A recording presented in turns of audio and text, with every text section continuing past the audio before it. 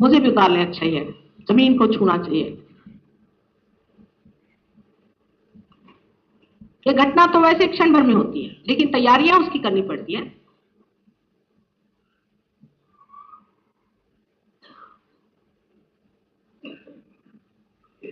आराम से जरा बैठे, थोड़ा टाइम अपने लिए दीजिए और आवाज नहीं करें, बिल्कुल भी नहीं, शांतिपूर्वक बैठे।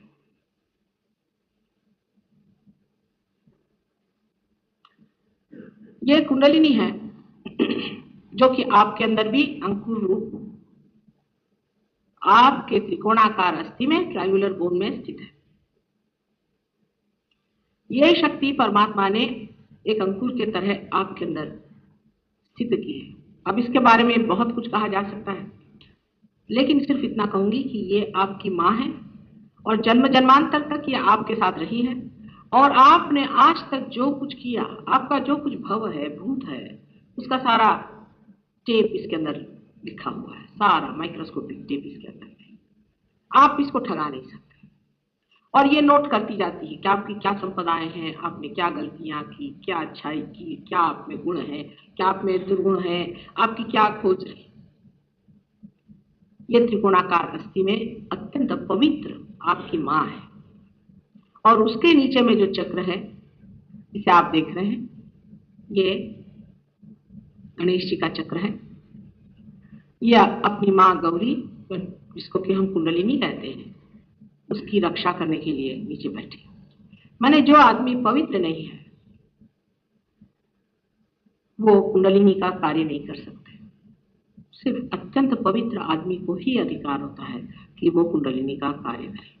ऐसा आदमी जब भी कुंडलिनी का कार्य करता है तो नानाविध तकलीफें हो जाती हैं, क्योंकि वो अनऑथराइज्ड, अनधिकार चेष्टा है।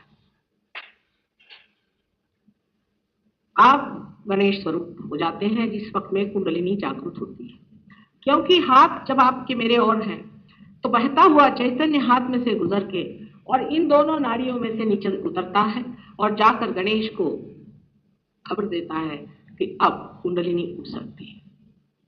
क्योंकि कुंडलिनी वो चैतन्य है, वो स्थिति है या वो शक्ति है जो जानती है, जो प्यार करती है, जो ऑर्गेनाइज करती है और जो आपको जन्म देती है। वो आपकी जन्मदात्री है, जिसी से आपका दूसरा जन्म हो जाता है, जिससे आप द्विज हो जाते हैं। ये शक्ति अत्यंत पवित्र है, अछूती है और इस तक कोई भी नहीं पहुंच पाता जब तक जो आदमी इसका अधिकारी है आपके सामने खड़े ना हो जाए। जब इसका अधिकारी इसके सामने खड़े होता है तब आपके हाथों के द्वारा यह शक्ति अंदर जाती है और कुंडलिनी जागृत हो जाती है।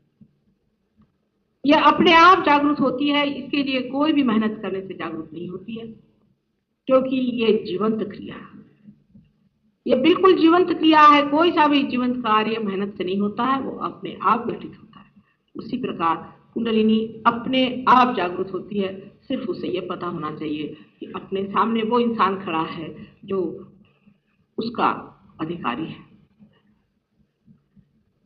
यह कुंडलिनी उसके बाद दूसरे 6 चक्रों को छेदती हुई ऊपर जाती है। उसमें से जो महत्वपूर्ण चक्र है वो नाभि चक्र है।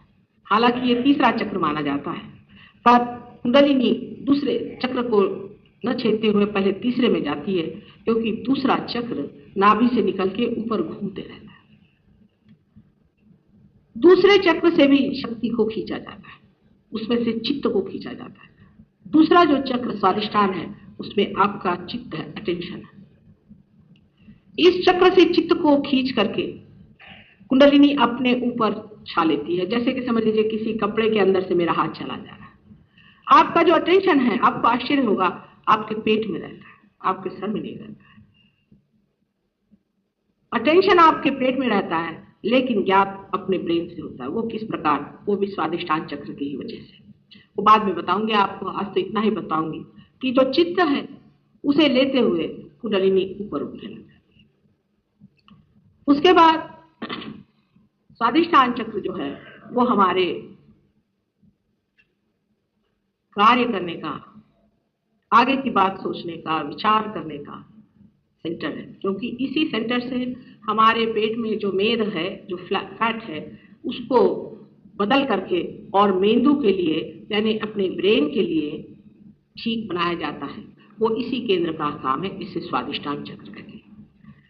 इस चक्र से हमारा ऑर्टिक प्लेक्सस नाम का प्लेक्सस, जो कि बाहर डॉक्टर लोग जानते हैं, वो चलता है।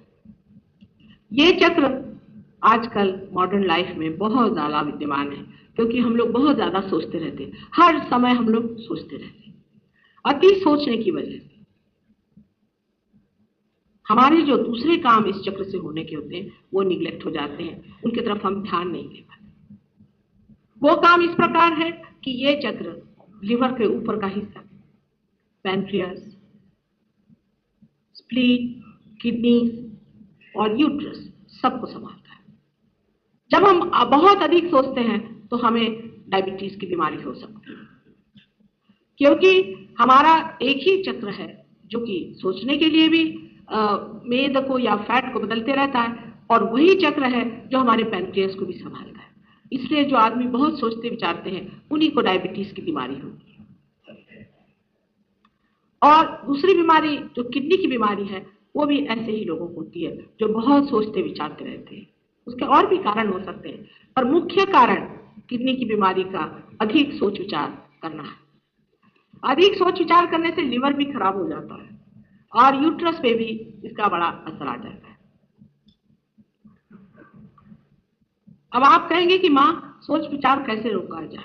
मनुष्य हर समय सोचते ही रहता है, उसका विचार एक क्षण भर भी नहीं रुक सकता, और अगर वो रुक जाए तो बड़ी आश्चर्य की बात है कि वो कैसे रुकता है। और आपको यही मैं दिखाऊंगी कि अभी आपके थोड़ी देर में आप एकदम देखेंगे कि आपके दिमाग में कोई भी विचार नहीं, सारे विचार एकदम शांत।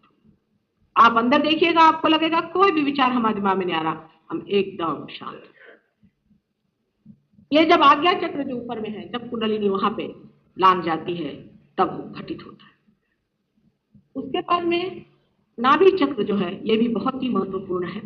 नाभि चक्र हमारे जितना भी पाचन क्रिया वगैरह है इस पे निर्भर होता है। नाभि चक्र हमारे धर्म को मानता है।